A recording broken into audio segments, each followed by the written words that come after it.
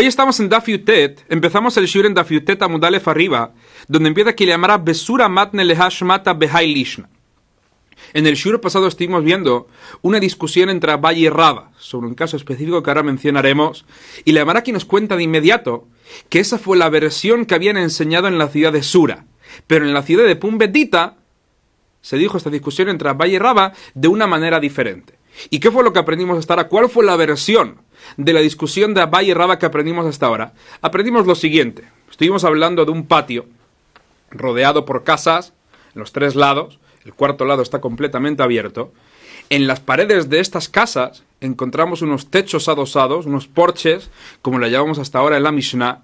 Y puede ser entonces que estos porches vayan a estar soportados por unas columnas, o puede ser que no haya columnas ahí. Y dijimos lo siguiente, según lo que hayamos aprendido en la Mishnah, dijimos que cuando la persona quiere llegar a colocar un shach kasher sobre estos techos adosados a las paredes, y quiere utilizar las paredes de las casas como las paredes de la sukkah, dijimos que si hay menos de 4 amot entre la pared de la casa y el shach kasher, en ese caso la sukkah llegaría a ser kasher. ¿Por qué? Porque ese techo adosado a la pared, que no sería kasher como shach, se podría considerar como la continuación de la pared, a través del principio de dofen akuma, y de esa manera entonces llegaríamos a hacer toda esta sukkah kasher.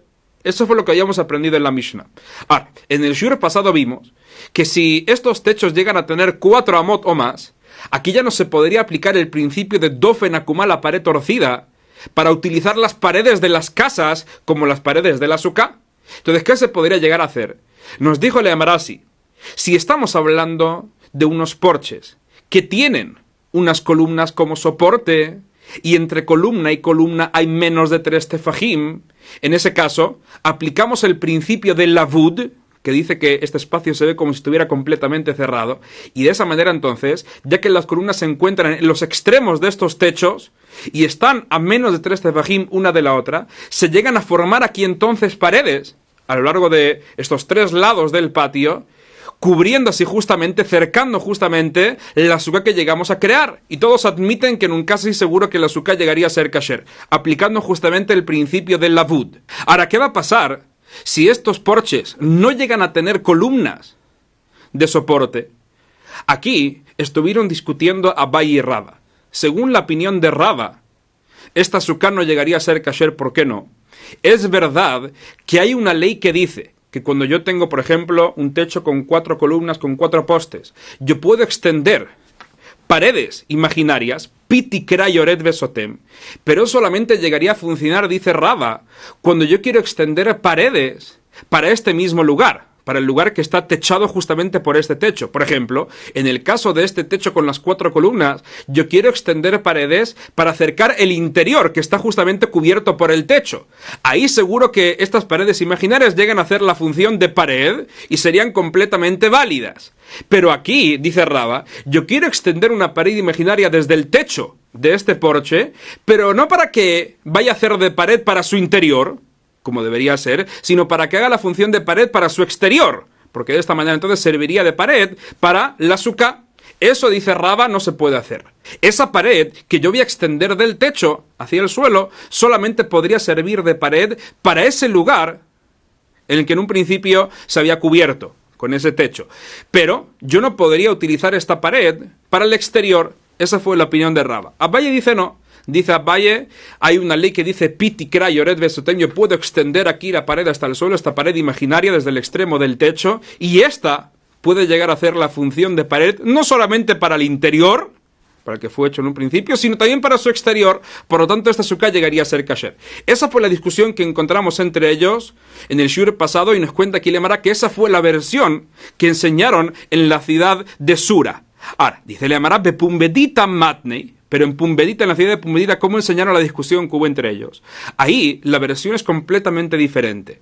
Como nos cuenta aquí Leamara, la discusión fue la siguiente. Si en la patzimin, si la persona llega a colocar el shach sobre una chsadra, sobre estos porches, que no tienen columnas de soporte, en ese caso divera kol pesula. Según todo, la sukkah sería pesula. ¿Por qué? Porque no podemos extender unas paredes imaginarias para que hagan la función de pared hacia su exterior. Según esta versión, todos admiten que yo no podría aplicar aquí el principio de Piti Kra Yored Besotem. Pero, Yesh la Patzimim, ¿qué va a pasar si estos porches llegan a tener patzimim, llegan a tener estas columnas de soporte y están a menos de 3 tefajim una del otro? Ahí ¿podría yo aplicar el principio del lavud o no? Aquí justamente discutieron Abaye y Raba. Abaye amar kesherá, Raba amar pesula. Abaye nos dijo que la azúcar sería kasher, Raba nos dijo no, la azúcar no es kasher. ¿Y cuál fue la discusión que hubo entre ellos? Abaye amar kesher, Abaye nos dijo que la azúcar es kasher, ¿por qué? Porque amrinan lavud, dice Abaye. Aquí se aplica justamente el principio del lavud. Todo lo que esté a menos de 3 tefajim del otro se considera como si este espacio estuviera completamente cerrado. Entonces, aquí también llegamos a tener una pared real, y una pared real hace la función de pared para su interior como también para su exterior. Por lo tanto, aquí tenemos paredes que son completamente kasher para esta suká. Esa fue la opinión de Abaye. Raba nos dijo no, pesula. En este caso la suká sería pesula porque lo amrinan lavud. Aquí no se puede aplicar el principio de lavud. O sea, dice Raba, en realidad, ¿por qué que llegarías a considerar tú todo este lugar como si fuera un lugar cercado por una pared? Solamente porque llegas a aplicar el principio de lavud. Si no fuera por este principio, no tendrías tú una pared completa.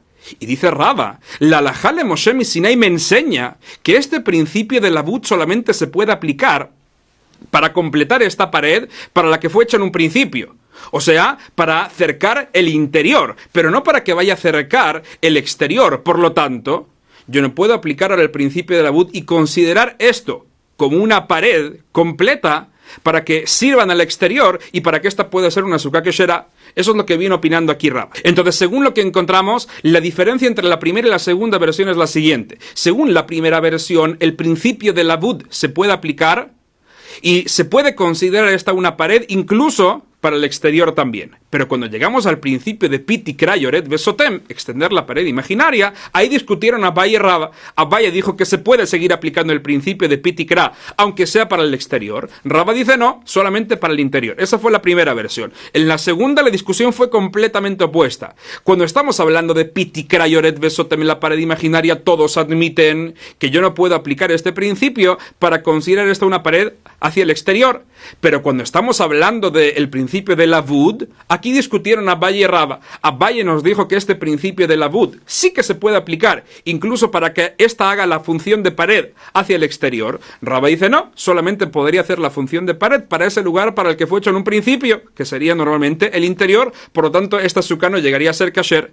Y ya que normalmente sabemos que la halajá se llega a fijar como Raba cuando discute con Abaye, aquí cómo se llegaría a fijar la halajá, según la primera versión o según la segunda. Dice, le amará vehil geta kelish nakama. La halajá se fijó como Raba según la primera versión. O sea, que, como dijimos y vimos hasta ahora, el principio de lavud se puede aplicar incluso hacia el exterior también, pero el principio de Piti Kra Yored Besotem, extender las paredes imaginarias, solamente se podría hacer hacia el interior y no hacia el exterior. Por lo tanto, en este caso, con los porches, la suká no llegaría a ser kasher. Seguimos. Nos cuenta la Gemara que Ravashi Ashkehei le Rav Kahana de Kamesake Halgabeach Sadrash en la Patzimim. Cuenta la Gemara que Ravashi encontró a Rav Kahana construyendo una suká sobre un porche que no tenía estas columnas de soporte. ¿Y qué es lo que estaba haciendo exactamente Rav Kahana? Como nos dice Rashi, él tenía ya 2 paredes con el tamaño necesario, 7 tefajim cada una de ellas, y estas 2 paredes estaban unidas de manera perpendicular una a la otra, o sea que llegan a formar un ángulo recto de 90 grados. Estas 2 paredes, Rav Kahana las arrimó justamente a el porche que se encontraba ahí, el techo, adosado a una de las paredes del patio. Y así quiso llegar a hacer justamente la suká, colocó un shak encima de todo esto. Y como nos cuenta aquí le llamará, este techo adosado a la pared, este porche, no tenía columnas de soporte. Por lo tanto, no se podría aquí aplicar el principio de lavud. Tampoco se podría decir que se llegue a aplicar el principio de Piti Kra, porque como acabamos de ver, la halajá se llegó a fijar como Raba, y Raba nos dijo que no se puede aplicar el principio de Pitikra cuando se quiere utilizar la pared hacia el exterior. Entonces le viene preguntando con toda la razón Rabashi a Rav Kahana, Amar Lei, lo sabar mar had de Amar Raba yesh la patzimim que será en la patzimim pesulá. ¿Acaso no aceptaste lo que dijo Raba? Que si este porche llega a tener columnas de soporte, en ese caso la azúcar llegaría a ser kasher, porque se aplica el principio de la bud, pero cuando no los tiene, la azúcar llegaría a ser pesulá, porque no se puede aplicar este principio de Pitikra. ¿Y qué hizo en ese momento Rav Kahana? Achvelei le mostró, y aquí estoy arreglando un poquito la versión, todo lo que viene a continuación en esta línea queda dentro de los paréntesis hasta la línea siguiente, y entonces continuaría así. Achvelei nir'a mi bachutz veshave bim bifnim. Le mostró que había una tercera pared, un poste, que tenía un tefaj y un poco más, que es lo que haría falta para la tercera pared. Se lo mostró y le dijo, fíjate, que hay una tercera pared, solamente que desde el interior de la suká no se puede ver. Se puede ver desde el exterior de la suká, pero no se puede ver desde el interior. Si nos fijamos aquí en el dibujo, lo podemos ver muy bien. Por ejemplo, si tenemos dos paredes, una, la de arriba sería la del lado norte, la de la derecha sería la del lado este, y hay una tercera pared justo antes de la Hadra, justo antes del porche, que desde fuera se llega a ver. Esa tercera pared, este tercer tablón, se llega a ver desde fuera, pero queda justo en línea con la pared del este. Entonces, desde el interior, se llegaría a ver todo esto como una continuación de la pared del este, pero en realidad es de una tercera pared. Dice Rav Kahana, en un caso seguro que la azúcar llegaría a ser kasher, tal y como aprendimos con el leji, el poste que se debe colocar en la entrada de un mavoy, de un callejón salida. Como ya explicamos varias veces que esta es una exigencia de Jajamim, colocar un leji, un poste o una corona, viga que vaya de una pared a otra para que se pueda transportar dentro de este mavoy en Shabbat. Y aprendimos de Itmar, Nirami bachutz veshamim bifnim, ¿qué va a pasar si el poste se puede ver desde el exterior, pero no se puede ver desde el interior del mavoy? Porque estaba en línea con la pared, y entonces la persona desde dentro llegaría a ver este poste como una continuación de la pared, pero si lo ve desde fuera, llegaría a ver que este es un poste completamente independiente de la pared. En ese caso, nidon mishum leji.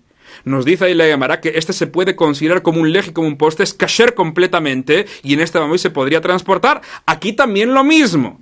Lo que le quiere decir Rav Kahana es de que, aquí también estoy arreglando la versión, hainu patzima. Este tablón que acabo de colocar yo ahora, aunque solamente se da por fuera y por dentro no se llega a notar, este será justamente su columna, o sea, su tercer pared que necesita para que la azúcar pueda llegar a ser kasher, y por eso aquí no llegaría a haber ningún problema. Seguimos. Nos cuenta el Emaratán, así aprendimos una braita, psal hayotze min azúcar nidon, que azúcar dice la braita, que el psal, el shaj, que sobresale de una azúcar, nidon que azúcar, se considera como la azúcar, o sea que llegaría a ser kasher. Y hay varias formas de poder interpretar lo que está escrito aquí en la braita. El Emaratán les pregunta de inmediato, ¿mai psal hayotze min azúcar? ¿Qué significa psal hayotze min azúcar? Amarula si dijo, esta es la primera explicación, kanim hayotzim leajore suka. Estamos hablando de unos palos que sobresalen por la parte trasera del azúcar. Y la persona podría sentarse debajo de estos palos, se considera esto una extensión del azúcar, y no habrá ningún problema, aquí también podría cumplir con la mitzvah del azúcar. Pregúntale a Marad de inmediato, vehabainan shalosh tfanot. Pero ¿cómo puede decir que este lugar vaya a ser kasher si hacen falta que el azúcar tenga 3 paredes? Y este lugar no lo llegaría a tener. Y dice, estamos hablando de un caso en el que hay 3 paredes. ¿Cómo? Digamos que tenemos 2 paredes paralelas una a la otra, que son muy muy largas. La persona llega a colocar la tercera pared, no al final, no en los extremos de esas 2 paredes, sino por ejemplo en la mitad. Entonces queda una zona, que esta sería la zona donde la persona quiso llegar a hacer la azúcar, esta sería la azúcar principal. La otra mitad, por ejemplo, esta llegaría a ser la extensión de la azúcar, por donde llegan a sobresalir los palos de la azúcar principal. Entonces tenemos aquí también 3 paredes. Y se le llamará, bueno, vehabainan hechsher suká, hace falta también que vaya a tener el tamaño mínimo de una suká, 7 tefajim por 7 tefajim. Dice la Mara bedeika, estamos hablando de un caso en el que hay también esto. Dice la Mara, bueno, vehabainan tzilatame rubame hamatá. Hace falta también que este shaj, esta suká, vaya a dar más sombra que sol. Dice la Mara bedeika, también se cumple esta condición. Dice la Mara, y si es así, maile Mara, ¿cuál es el hidush entonces de la braita? Cumple esta suká con todos los requisitos. Y se le llamará, el hidush es el siguiente. Mahu de Taima podríamos haber pensado. Hoilu le gavai avide ule barai lo avide. Eimalo kamashwanan. Podríamos haber pensado que las paredes, ya que se hicieron solamente para el interior, o sea, para la suká principal, y no se hicieron para el exterior, para la extensión de la suká, entonces podríamos haber pensado que esta suká no cumple con los requisitos de una suká que será para que pueda ser válida. Kamashwanan nos viene a enseñar la braita que no es así. Aunque estas paredes, la de los lados y la del medio, no se hicieron para este lado, para la extensión, y se hicieron solamente para el otro, con todo y con eso, son paredes válidas, y ya que esta suká cumple con todos los requisitos, es una suká que será también. Esta fue entonces la primera explicación que dimos para la braita. Rabba be Rabbi Yosef amre tarbayu. ¿Qué dijeron Rabba y Rabbi Yosef? Jaja, ¿cuál fue el caso de la braita? Bekanim hayotzim lifnim minasuka. Estamos hablando de unos palos que sobresalen por la parte delantera de la suká. O sea, en el lado donde no hay una cuarta pared, por ahí siguen saliendo los palos. ¿Y ahora qué? Dice le llamará umashcha beazla hada dofen beadayu. Una de las dos paredes laterales se extiende junto con el shaj que va sobresaliendo. Entonces, si nos llegamos a fijar, tendríamos una parte en la que llega a haber un shaj encima de esta zona, pero tenemos una sola pared cercando esta, que sería solamente la pared que se extendió, pero no tenemos ninguna otra pared. Ahora que nos dijo la brecha que con todo y con eso, esta parte también sería kasher. ¿Y cuál es el hidush? Dice le llamará el hidush es el siguiente. Mahu de Taima podríamos haber pensado. Halet baechsher suká. Podríamos haber pensado que al final de todo, aquí, si nos llegamos a fijar en esta zona, podríamos haber pensado que esta se considera como una zona aparte e independiente de la suká, porque fíjate que las dos paredes no fueron extendidas, sino solamente una. Entonces, ya que no todas las paredes fueron extendidas para esta zona, esta se considera como una zona aparte e independiente de la suká principal, y ya que no cumple con los requisitos de una suká, porque no llega a tener las tres paredes necesarias, en ese caso podríamos haber pensado que esta suká no llegaría a ser kasher. Kamash, bueno, nos viene a ser la breita que no es así, que esta se considera como una continuación de la suká, y al igual que cuando tenemos una suká con dos paredes completas y una que mida un solo tefaj, toda la suká llega a ser kasher, aunque la tercera pared no llega a cubrir toda la suká. Aquí también lo mismo, aunque esa tercera pared no se llega a extender con el shaj, con todo y con eso, esa zona seguiría siendo kasher. Tercera opinión, dice, le llamará Rabba Barbaraján amar Rabbi Yohanan. ¿Qué nos dijo Rabba Barbaraján en nombre de Rabbi Yohanan? Lo nitzreja el alesuká sherubat zilatá merubá mehamatá. ¿De qué estuvo hablando aquí la braita? De una suká que en su mayoría da más sombra que sol, umiutá hamatá merubá mitzilatá.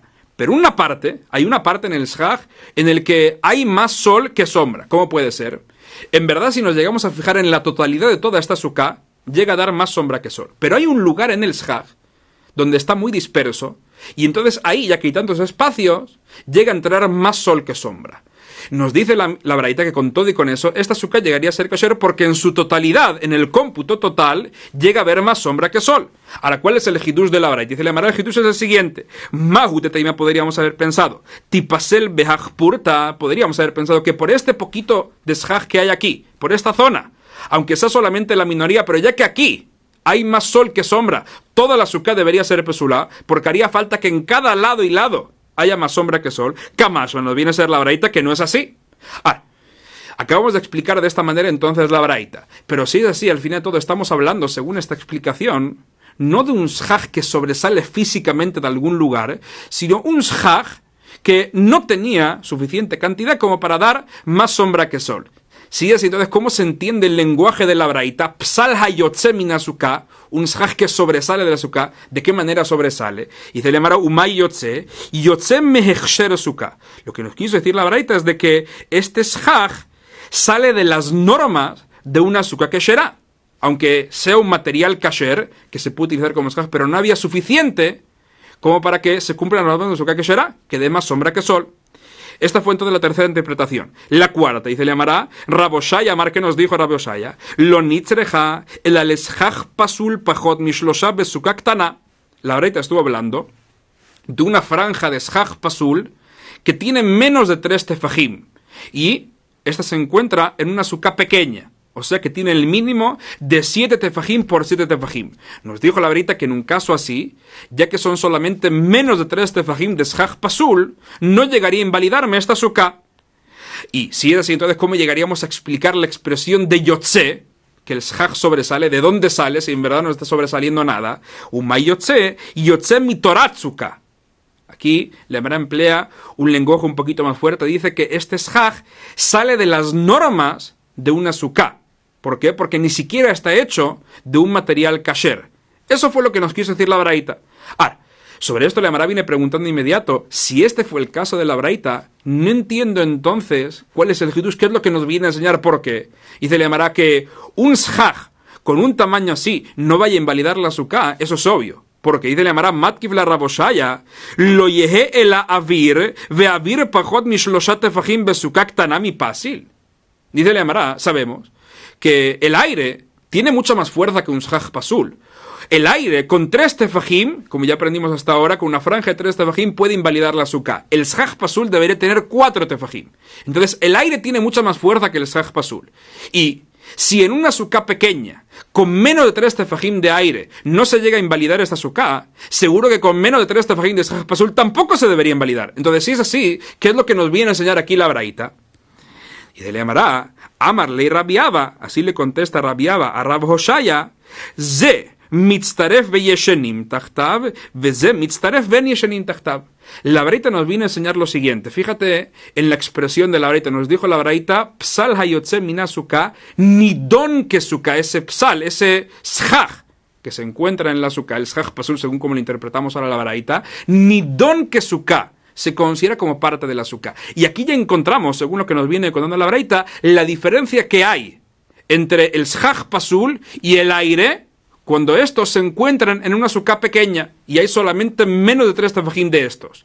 Si llega a ser aire, aunque tengamos menos de 3 tefajim y la suká vaya a ser kasher, porque aplicamos el principio de la Bud y consideramos este lugar como si estuviera completamente cerrado. O sea que el aire se une para completar el tamaño mínimo que necesita la suká. Con todo y con eso, la persona no puede dormir debajo de esta franja de aire. Pero, si es un shach pasul, en ese caso nos dijo la Braita, nidon que suká. Es como parte de la suká, o sea que no solamente se une al shach kasher para completar el tamaño mínimo, sino que también se considera como parte de la suká, o sea que la persona podrá dormir debajo de él sin ningún problema. Esa es la diferencia que hay entre el shach pasul y el aire. Pregúntale a Mará de inmediato, ¿sí? Entonces, ¿qué me vas a decir? Que cuando tenemos entonces menos de 3 tefajim de aire en esta suká pequeña, la suká llegaría a ser kasher porque el aire se une al shach para completar el tamaño mínimo, pero con todo y con eso la persona no puede dormir debajo de él. Dice, eso no lo entiendo. ¿Acaso encontramos algo así? Que este elemento se puede añadir, se puede acumular a lo demás, para llegar al tamaño mínimo que hace falta para que se pueda cumplir una ley. Pero esto por sí solo no se puede considerar como parte de la misma ley, o sea, refiriéndonos al aire, el aire se une al shach para completar el tamaño mínimo de la suká, para hacer esa suká una suká keshera. Pero con todo y con eso, el mismo aire no es kasher para que la persona pueda dormir debajo. Eso dice Lemará, no lo entiendo. ¿Acaso encontramos algo así? Y dice Lemará, Amar Rabbi Yitzchak ben Eliashiv sí, encontramos un caso así, en el que hay algo que se puede acumular, se puede añadir a lo demás para completar cierto tamaño para que se cumpla cierta ley, pero esto mismo no llegaría a ser kasher. ¿Cómo qué? Dice el Lemará, tit hanarok, un barro líquido que puede ser vertido con facilidad.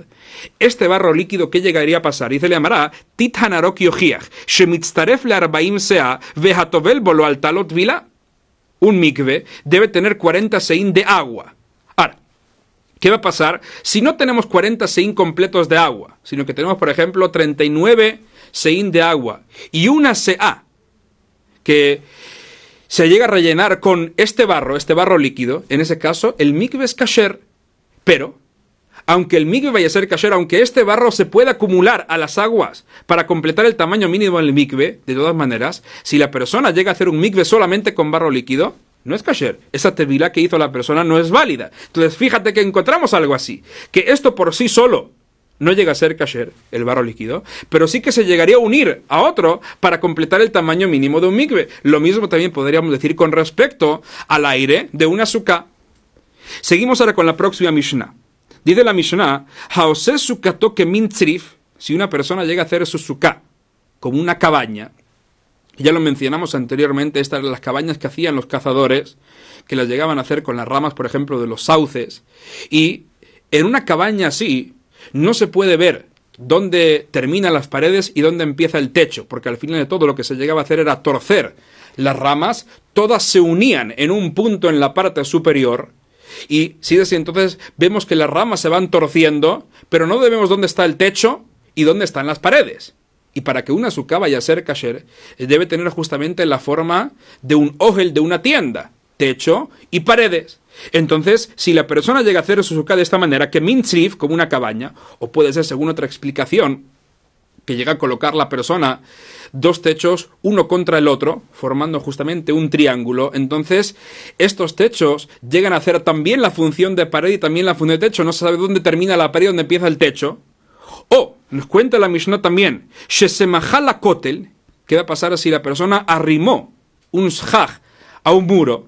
De manera tal que ahora llegaríamos a tener una pared inclinada, que sería justamente esta que utilizó la persona, el shaj que utilizó para apoyarlo sobre el muro, y llegamos a tener la pared del muro y otra pared también perpendicular a este, de manera tal que la sukkah en verdad llegaría a estar cubierta por tres lados, pero uno de ellos es justamente esta pared que está inclinada. Aquí no sabemos dónde está el techo y dónde están las paredes, porque este techo inclinado llega a hacer la función de los dos. En todos estos casos, Rabbi Eliezer posel mipne she'en la gag. Rabbi Eliezer nos dijo que la sukkah no llegaría a ser kasher. ¿Por qué? Porque no tiene techo. No se puede distinguir entre el techo y la pared, y hace falta que se pueda distinguir entre uno y otro para que la sukkah vaya a ser kasher. Pero, vejajamim makshirim, Jajamim dijeron no, la sukkah es kasher, aunque estemos hablando de un techo inclinado, con todo y con eso, según la opinión de Jaim, como veremos de inmediato, Shipuei ohalim que ohalim. Cuando tenemos una tienda con un techo inclinado,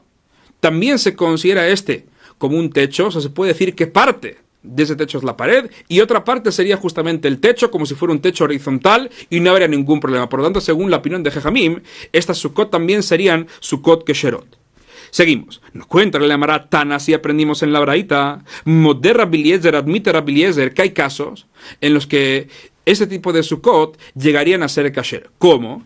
She'im higbiha minakar katefach. ¿Qué va a pasar si, por ejemplo, la persona levantó toda esta cabaña un tefach del suelo?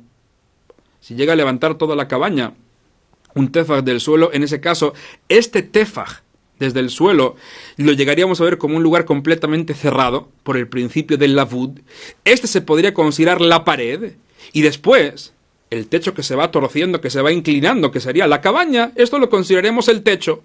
O por ejemplo, cuando la persona llega a apoyar el shaj sobre la pared y un extremo está sobre el suelo y otro sobre la pared, en ese caso, si la persona llega a elevar el extremo que se encuentra en el suelo, un tefaj, en ese caso ese tefaj se podría considerar la pared y todo lo demás se llegaría a considerar el techo. Entonces admite Rabbi Eliezer que en un caso así la sukkah llegaría a ser kasher, o shifligaminakot el tefaj shikshera, o al revés también, si la persona llega a apoyar este shaj sobre la pared, pero no lo apoya directamente sobre la pared, sino que pone ahí unos palitos y este shaj se encuentra ahora a un tefaj de la pared, ese espacio de un tefaj se podrá considerar el techo de la tienda, en este caso el techo de la sukkah, y lo demás se considerarán paredes, y esta sukkah también llegaría a ser kasher, así como nos viene contando aquí la Braita. Ahora, pregunta aquí le llamará Maita Mayu de Rabbanán. ¿Cuál fue la razón de Jajamim? ¿Por qué dijeron Jajamim que aunque aquí tengamos un techo inclinado con todo y con eso, la sukkah llegaría a ser kasher, si no se puede distinguir entre la pared y el techo? Y se le llamará porque según ellos, Shipuei ohalim que ohalim damu. Los techos inclinados de las tiendas son como techos también, como si fueran techos horizontales. O sea que se podría decir, según la opinión de Jajamim, que parte de ese techo se considera la pared y otra parte el techo, y por lo tanto esa sukkah también podría llegar a ser kasher. Seguimos. Nos cuenta la Gemara Abaye Ashkeheile Rabbi Yosef de Kagane Bekilat Hatanim Besukkah. Nos cuenta la Gemara que Abaye encontró a Rabbi Yosef durmiendo dentro de una cama con dosel en la suká. Esta cama con dosel en la parte superior no tiene un techo, no tiene ahí un listón con un tefaj de ancho. Por lo tanto, dependiendo de las opiniones de Rabbi Eliezer o Jamim, se podría considerar como una tienda o no, según la opinión de Rabbi Eliezer, que un techo inclinado no se considera un techo, en ese caso cuando la persona llega a dormir dentro de esta cama, ya que esta cama no tiene un techo en la parte superior, sino que solamente son techos inclinados que se unen en la parte superior, según la opinión de Rabbi Eliezer, no se considera que la persona está durmiendo en un lugar completamente ajeno a la suká, porque no se considera una tienda, esta cama con dosel no se considera una tienda, según la opinión de Jajamim, ya que ellos dijeron que un techo inclinado también se considera un techo, aquí habría un problema. Entonces, ¿qué? Nos cuenta el Amará que Abaye se encuentra a Rabbi Yosef durmiendo justamente ahí. Amar Lei le dijo, que man, que Rabbi Eliezer, seguramente, como quien opinaste para dormir dentro de una cama así, seguramente como Rabbi Eliezer, que dijo que este techo inclinado no se considera un techo y por lo tanto no habrá ningún problema dormir dentro de esta cama. Pero le pregunta a Abaye, Shavak Rabanan, ve Abad que Rabbi Eliezer, dejaste la opinión de Jajamim y llegas a opinar como Rabbi Eliezer, que es un solo individuo que discutió con Jajamim. ¿Cómo puedes llegar a hacer algo así? Amarli, ¿qué le contesta? Le dice, Braita if Hatane. Encontró una braita que dice justamente lo opuesto. La braita dice que Rabbi Eliezer Machshir, Rabbi Eliezer fue el que dijo que una suká que sí con los techos inclinados sería kasher, porque según su opinión se considera también un techo válido. Vejamim poslim, pero Jajamim dijeron que no, que la suká sería pesulá. Entonces, según lo que encontré en la braita, sí dice, ya que Jajamim dijeron que no se considera un techo, por eso estoy durmiendo dentro de la cama. Y le pregunta otra vez, Shabak matnitin ve'abat que braita, dejaste la Mishnah y ahora llegas a hacer como está escrito en la braita. ¿Cómo puede ser? Sabemos que la Mishnah tiene mucha más fuerza. Amarle, ¿y qué le contestó Rabbi Yosef? Le dice Rabbi Yosef, matnitin yehidaehi. Eso que encontraste en la Mishnah es la opinión de un solo individuo. Esa fue la opinión de Rabbi Natán, como encontramos en una braita, pero en realidad los Jaim de esa época discutieron con Rabbi Natán y dijeron que no, que la discusión entre Rabbi Eliezer y Jaim fue justamente al revés. Como nos cuenta aquí el Amará de inmediato de Tania, así aprendimos una braita, si la persona hizo su suká como una cabaña, o la arrimó a un muro, Rabbi Natán, me dice la braita así, dijo Rabbi Natán, que fue Rabbi Eliezer, posel mi pneshen lagak, fue Rabbi Eliezer el que nos dijo que la suká sería pesula. ¿Por qué? Porque no tiene un techo, no se puede distinguir entre el techo y la pared. Ve Jajamim Machshirim, pero Jaim dijeron que no, que la suká llegaría a ser kasher. Entonces aquí encontramos, dice Rabbi Yosef, que todo eso que vimos en la Mishnah, que fue justamente igual que lo que estaba escrito en la braita, esa fue la opinión de ¿quién? De Rabbi Natán. Rabbi Natán fue el que nos dijo que Jajamim dijeron que la suká llegaría a ser kasher y Rabbi Eliezer dijo que no, que la suká sería pesulá. Pero en verdad solamente la opinión de un solo individuo. Pero los Jaim de esa época dijeron justamente lo opuesto. Según los Jaim de esa época, que sería la mayoría, Jajamim dijeron que la suká sería pesulá y Rabbi Eliezer dijo que la suká sería kasherá. Y basándome en la opinión de estos Jajamim, justamente me llego a dormir dentro de esta cama, porque según la opinión de ellos, Jajamim fueron los que dijeron que la suká sería pesulá, porque cuando el techo está inclinado no se considera un techo, y por lo tanto, esta cama entonces, ya que tiene solamente los techos inclinados, no se considera un ohel, y por lo tanto se podría dormir aquí la persona dentro de esta cama sin ningún problema, así como nos viene contando aquí Rabbi Yosef. Hasta aquí llegamos hoy.